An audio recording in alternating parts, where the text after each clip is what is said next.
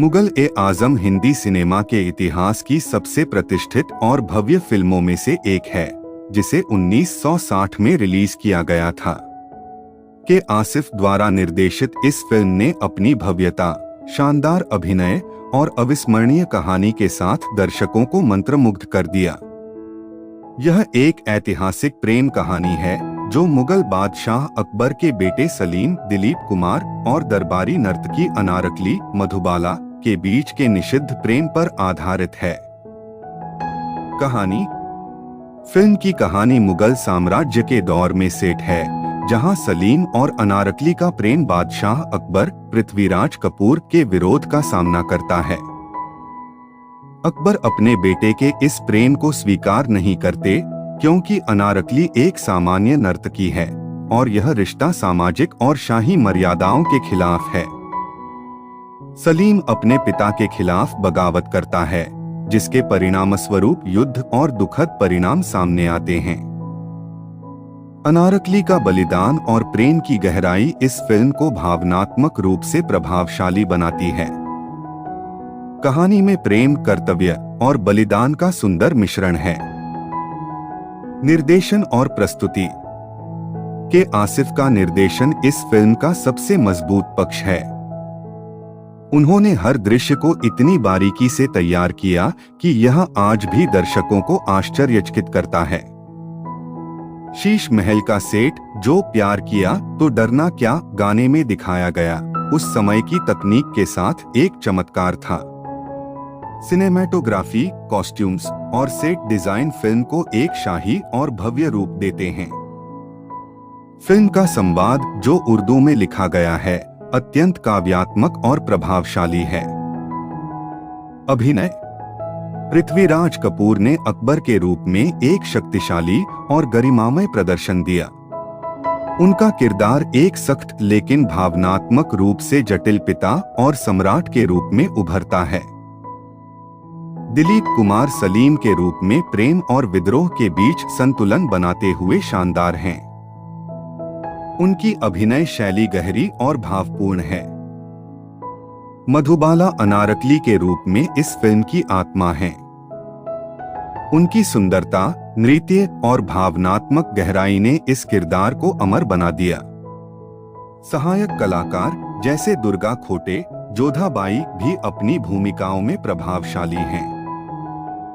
संगीत। नौशाद अली का संगीत इस फिल्म का एक और रत्न है। प्यार किया तो डरना क्या, मोहब्बत की झूठी कहानी पे रोए और बेकस पे करम कीजिए जैसे गाने आज भी उतने ही लोकप्रिय हैं। लता मंगेशकर, मोहम्मद रफी और उस्ताद बड़े गुलाम अली खान की आवाज ने इन गीतों को अमर बना दिया। खासकर प्यार किया तो डरना क्या गाना अपने बोल, संगीत और मधुबाला के नृत्य के लिए आज भी याद किया जाता है। समीक्षा। फिल्म को समीक्षकों और दर्शकों से अपार प्रशंसा मिली। इसे 5 में से 5 रेटिंग दी गई है और इसे हिंदी सिनेमा का एक मील का पत्थर माना जाता है। यह न केवल अपने समय की सबसे महंगी फिल्म थी, बल्कि 15 साल तक बॉक्स ऑफिस पर सबसे ज्यादा कमाई करने वाली फिल्म भी रही। रॉटेन टोमाटोज पर इसे 91% रेटिंग मिली है। फिल्म की भव्यता, भावनात्मक गहराई और तकनीकी उत्कृष्टता इसे एक कालजयी फिल्म बनाती है। आधुनिक दृष्टिकोण। 2004 में इस फिल्म को डिजिटल रूप से रंगीन करके फिर से रिलीज किया गया, जिसने नई पीढ़ी को इस उत्कृष्ट कृति से जोड़ा। यह फिल्म आज भी अपनी कहानी, संगीत और दृश्यों के लिए देखी जाती है। हालांकि कुछ आलोचकों का मानना है कि इसका लंबा रन टाइम 3 घंटे 17 मिनट और कुछ ऐतिहासिक अशुद्धियां आधुनिक दर्शकों के लिए चुनौतीपूर्ण हो सकती हैं। कुल मिलाकर मुगल-ए-आजम एक ऐसी फिल्म है जो हर सिनेमा प्रेमी को कम से कम एक बार जरूर देखनी चाहिए। यह प्रेम, बलिदान और शाही भव्यता की कहानी को इतने खूबसूरत तरीके से पेश करती है कि यह दशकों तक दर्शकों के दिलों में बसी रहेगी। Unknown facts in Hindi. सबसे महंगी फिल्म। मुगल ए आजम उस समय की सबसे महंगी भारतीय फिल्म थी, जिसका बजट लगभग 1.5 करोड़ रुपए था। यह राशि उस समय के हिसाब से बहुत बड़ी थी और निर्देशक के आसिफ ने इसे बनाने के लिए सब कुछ दांव पर लगा दिया था। 16 साल की मेहनत। फिल्म की शूटिंग 1946 में शुरू हुई थी और इसे पूरा होने में 16 साल लगे। इस दौरान कई वित्तीय और तकनीकी समस्याओं का सामना करना पड़ा और कई बार प्रोड्यूसर्स ने प्रोजेक्ट छोड़ दिया। असली गहनों का उपयोग। मधुबाला द्वारा पहने गए गहने असली थे और इतने भारी थे कि वह शूटिंग के बाद कई बार चोटिल हो जाती थीं और बिस्तर पर आराम करना पड़ता था। शीश महल का सेट। प्यार किया तो डरना क्या गाने के लिए बनाया गया शीश महल का सेट इतना भव्य था कि इसे बनाने में 2 साल लगे और इसका बजट उस समय की कई फिल्मों के कुल बजट से ज्यादा था। दिलीप कुमार और मधुबाला का रोमांस। फिल्म के दौरान दिलीप कुमार और मधुबाला वास्तविक जीवन में प्रेमी थे, लेकिन उनके रिश्ते में तनाव आ गया था।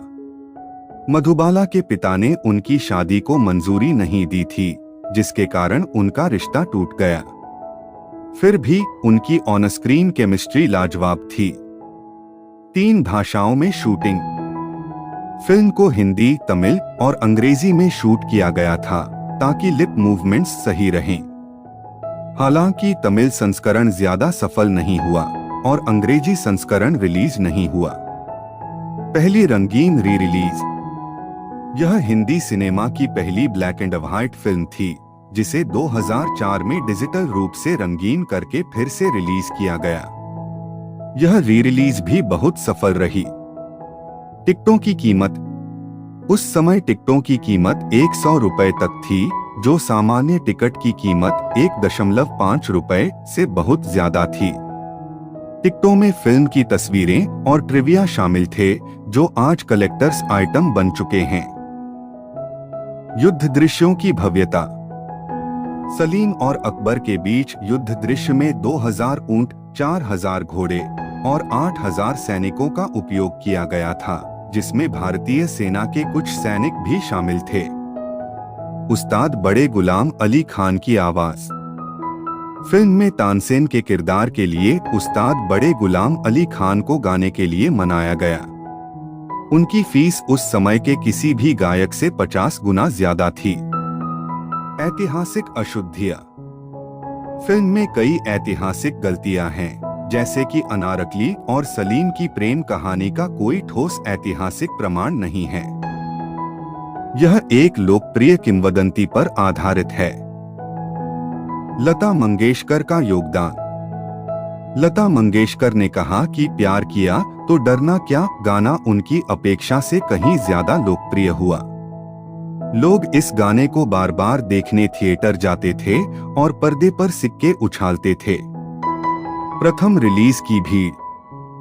फिल्म की टिकटों के लिए मराठा मंदिर सिनेमा के बाहर 1 लाख लोगों की भीड़ जमा हो गई थी और टिकटों की बिक्री के लिए पुलिस की मदद लेनी पड़ी थी।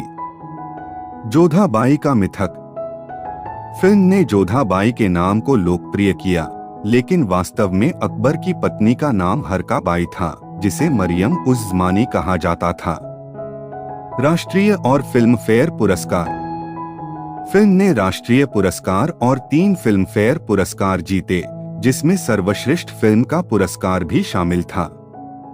मुगल ए आजम न केवल एक फिल्म है, बल्कि एक सांस्कृतिक धरोहर है, जिसने हिंदी सिनेमा को नई ऊंचाइयों तक पहुंचाया। इसकी भव्यता, संगीत और भावनात्मक गहराई आज भी इसे एक कालजयी कृति बनाती है।